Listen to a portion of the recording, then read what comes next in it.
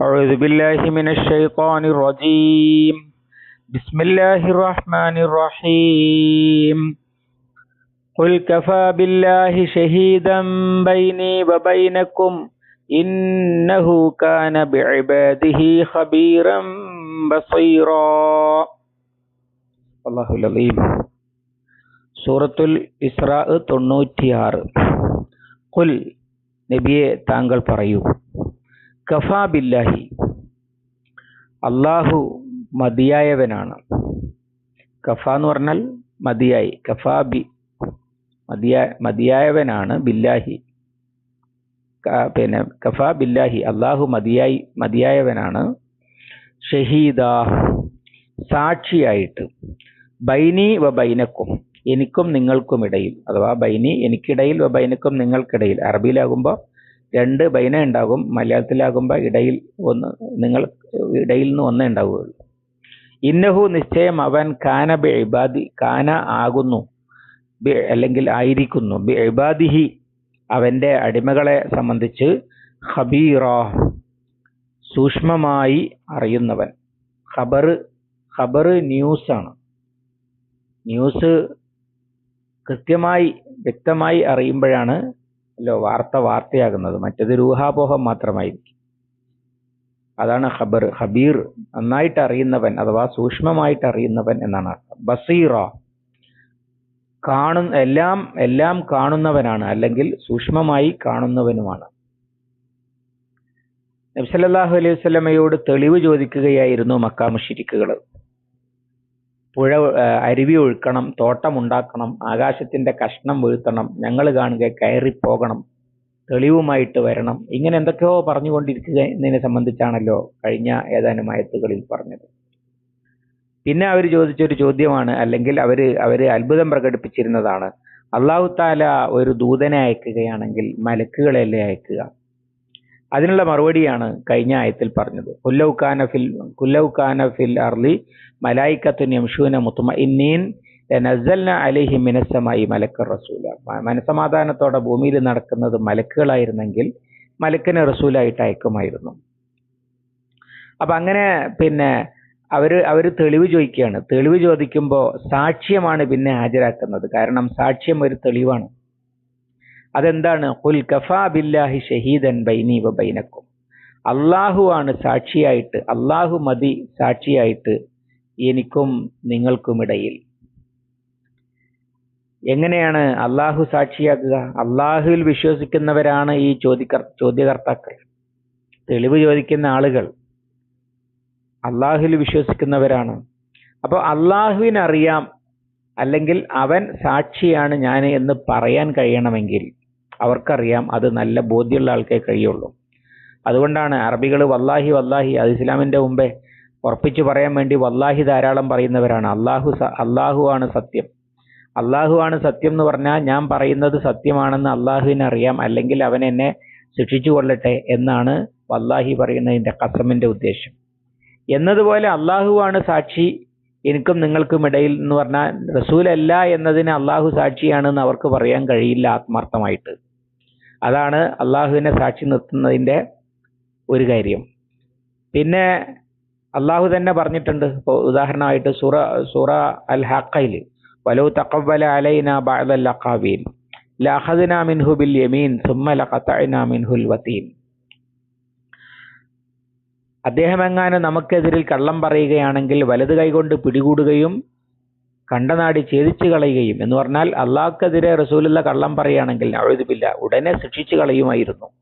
അപ്പൊ അള്ളാഹുവിന്റെ റസൂലാണ് ഞാൻ, അവൻ പറഞ്ഞ കാര്യങ്ങളാണ്, അവൻ വഹി തന്നതാണ് എന്ന് പറഞ്ഞ് കൊണ്ട് റസൂൽ സല്ലല്ലാഹു അലൈഹി വസല്ലമ നടക്കുന്നത് അള്ളാഹു അറിയുന്നുണ്ട്. അള്ളാഹു റസൂലുള്ള നുണ പറയുകയാണെങ്കിൽ അള്ളാഹ് വെച്ചു പൊറുപ്പിക്കുകയില്ല എന്നർത്ഥം. അങ്ങനെ അതുകൊണ്ട് തന്നെ അള്ളാഹു സാക്ഷിയാണ്. പിന്നെയുമുണ്ട് എത്രത്തോളം,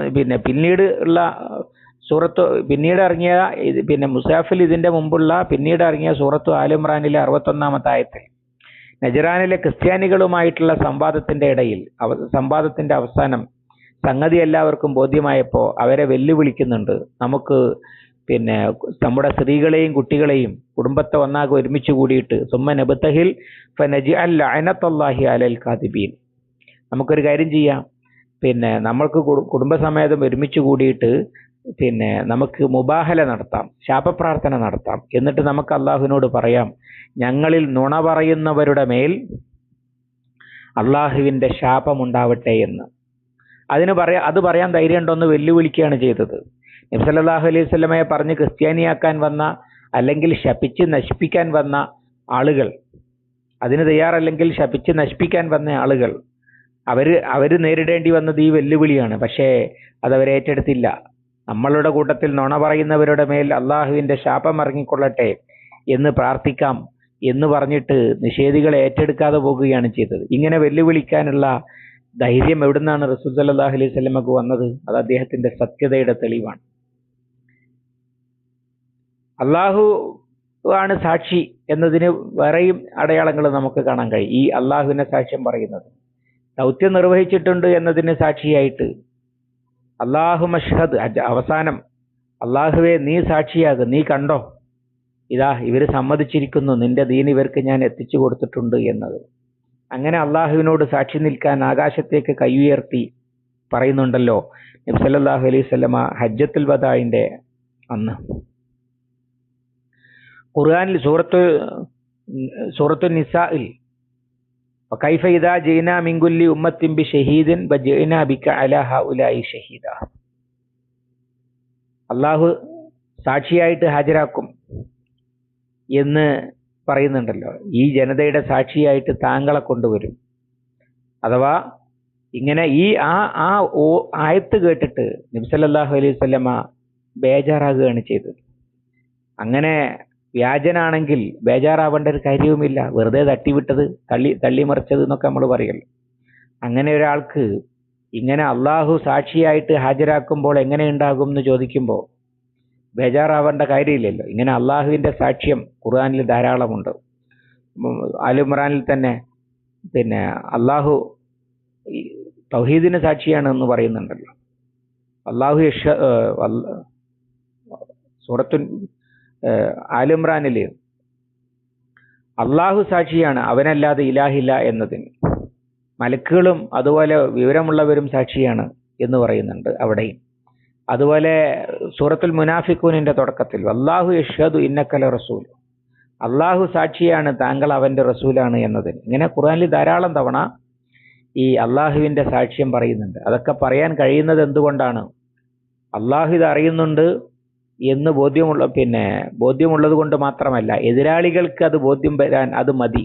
എതിരാളികൾക്ക് മുഹമ്മദ് സല്ലല്ലാഹു അലൈഹി വസല്ലം അള്ളാഹുവിന്റെ റസൂലല്ല എന്ന്, അള്ളാഹു സാക്ഷിയാണ് എന്ന് ആത്മാർത്ഥമായി പറയാൻ കഴിയില്ല. അവര് അള്ളാഹുവിൽ വിശ്വസിക്കുന്നവര്, അവര് ദൈവവിശ്വാസികളാണ്.